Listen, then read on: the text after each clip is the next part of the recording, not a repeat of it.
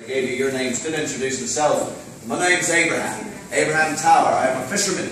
A shipwright here in Boston. Me and Gilbert build ships down by the dock there, but as I was mentioning, it's a slower class that's been involved in all the protests happening here the last 10 years. Got ourselves a real good reputation for being pretty loud, pretty rowdy, and you're all representing 5,000 angry Bostonians. As such, during the course of this meeting, anything you agree with or disagree with, give voice to them feelings. For instance, if you agree with something, you may shout out a good "Hear, hear!" So everyone get your lungs ready, give me a very loud "Hear, hear! Hear, hear!" Excellent. Words failure, you can just stomp your feet on the floor, get your level and everything. You bang on the pews around you as well. Oh, I do warn you though, if you hit the pews, only hit the pews, not your neighbours. This is Boston, and they will hit you back. So our truest pleasure in town, we've got a saying we love to use. It's huzzah. Maybe you're familiar. Here it comes with a very simple hand gesture though. You don't mind obliging me. Everyone take your fist back like this. On the count of 3, he's going to punch the air and shout out huzzah. On 3. Here we go. 1, 2, 3. Huzzah! Yes. Some of you committed treason before. Good. We are here talking about a crisis though, so naturally you'll be hearing stuff you don't like.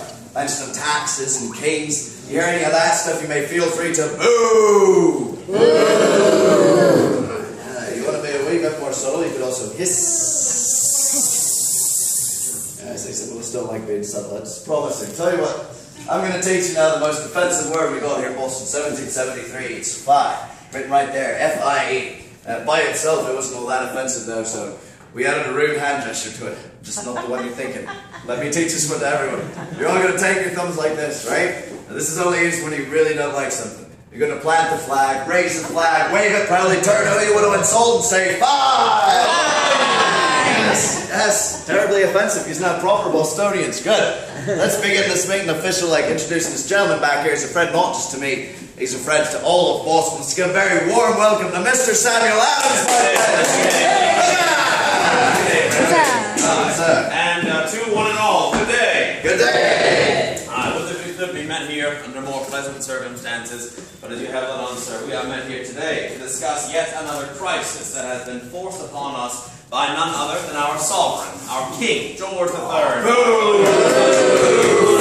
You see, out there on Boston Harbor, there are 3 ships that concern us all greatly. They are the Eleanor, the Dartmouth, and the Brig Beaver, and their bellies are swollen to bursting with 340 crates of what? Tea! That's right, that dreaded East India Company tea to be exact, and courtesy of the Navigation Act, by law, once a ship arrives here in Boston Harbor, it does have a time limit of only 20 days to unload its cargoes and pay the duties or taxes owed upon them. Well, tomorrow, my friends, does mark the 20th and final day for the Dartmouth, making this night and this the body of the people ever more important. Simply put, this is our very last chance to control events and move things in our favor indeed. And seeing as how we are so pressed for time on this matter at hand, we have sent the owner of this vessel, Mr. Francis Roach, who in fact owns both the Brig Beaver and the Dartmouth. And in the spirit of peace, we have sent this man, Mr. Roach, to ride south of our city to a town called Milton, where now lives, or should I say, cowers, our esteemed, beloved, and royal governor, Mr. Thomas Hutchinson. And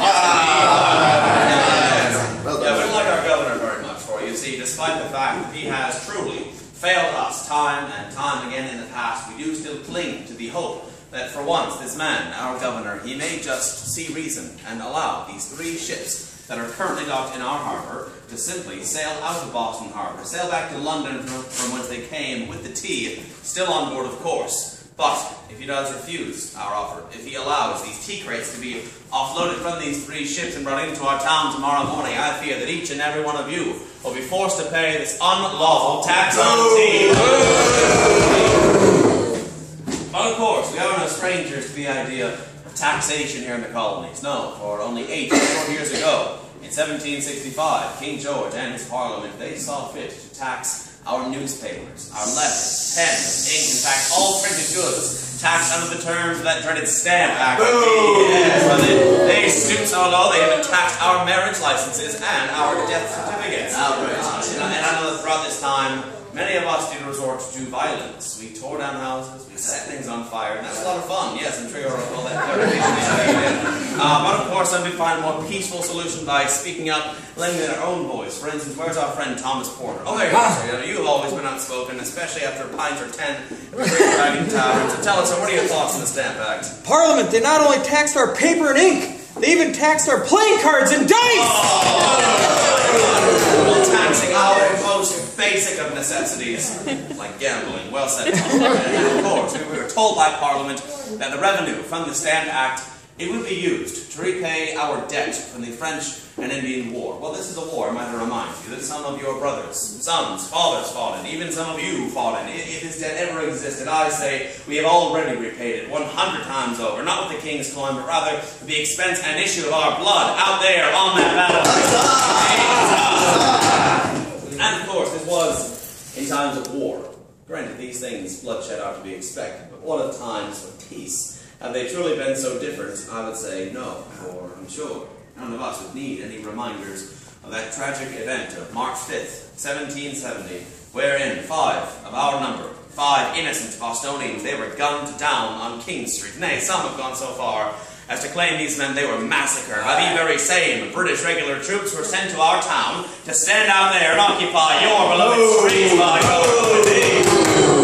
Well, thankfully, these murderers, these perpetrators of that bloody massacre, the incident on King Street, they were recalled to Ireland in no small part to my dear cousin John and their extended trials. But I say that the recall of His Majesty's 29th Regiment alone is not enough. I say that if our Royal Governor suddenly has this authority to remove 1 regiment of the King's soldiers, well, it stands to reason he has that same authority to remove 2 or 3 or 4. In fact, I say that nothing short of a total and complete evacuation of our town by every single one of these lobster-backed troops would satisfy the public mind and preserve the peace in our town.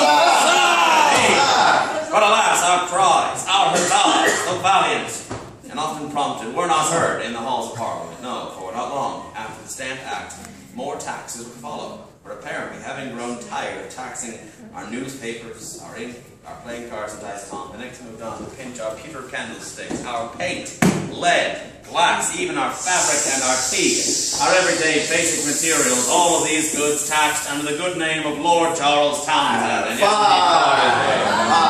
thankfully, echoing the vehement rage of Thomas Porter, we have James Brewer with us as well. Where are you, Mr. Brewer? Oh, James. You look different today, James. I can't.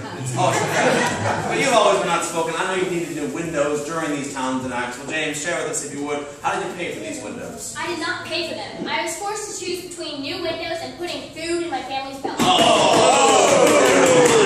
Forced to choose between house and home. And you, James, my God, a father of 15 children, no.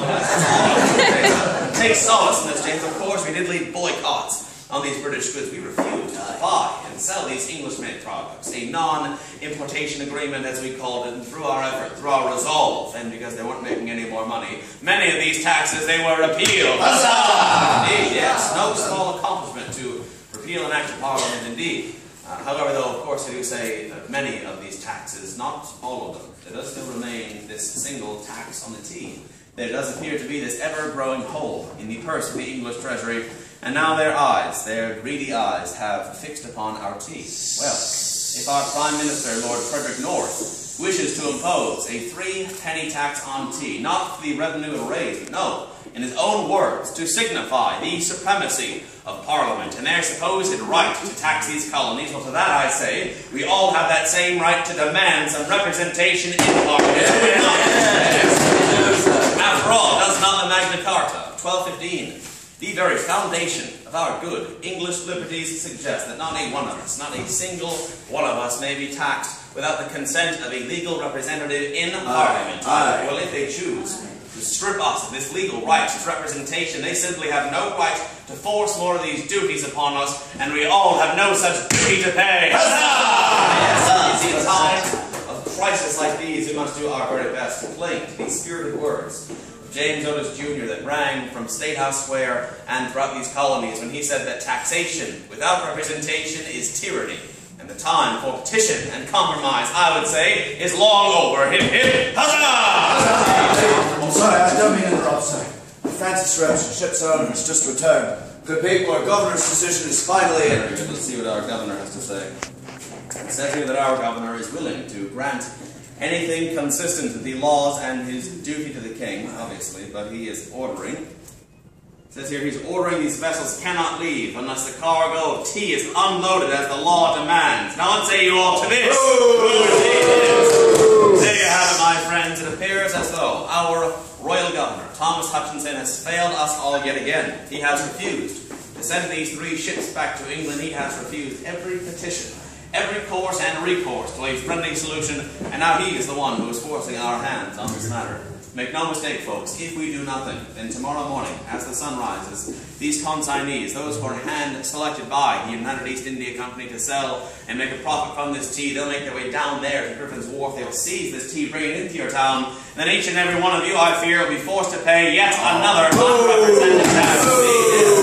The time has come tonight. This night is truly our night of decision. We must band together yet again. Decide what is to be done with the king's tea. In fact, Abraham, you do leave this assembly. This is bedtime. I'm going to give voice. What do you think we should do with this tea, sir? Mr. Adams, my friends, I say perhaps salt water and that tea should mix. And I would say destroy the tea. All those in favor of destroying the tea, say aye. Aye. All those opposed? Great, it's unanimous. But as you thought, if we are to storm down there to Griffin's Wharf and destroy all the tea, king's property, mind you, if we are to do this, not only would we be subject to arrest, but our friends, families, those who harbour us, would all be subject to the fullest extent of English law. There's no going back now, you've all just given verbal consent. Right. So, I do suggest that we take great care in concealing our identities here tonight. How do you suggest we do that, Mr. Adams? We use these feathers here, a symbol well known and unique to these American colonies, a symbol of autonomy and of independence, that of the great Mohawk tribe. Take your feathers, raise them high, and rally together, Mohawks! Yes, Boston Hall is going to be a teapot tonight. Clearly, there's nothing more a meeting can do to save this country. Well said, Mr. Adams. Stand, my friends, rise.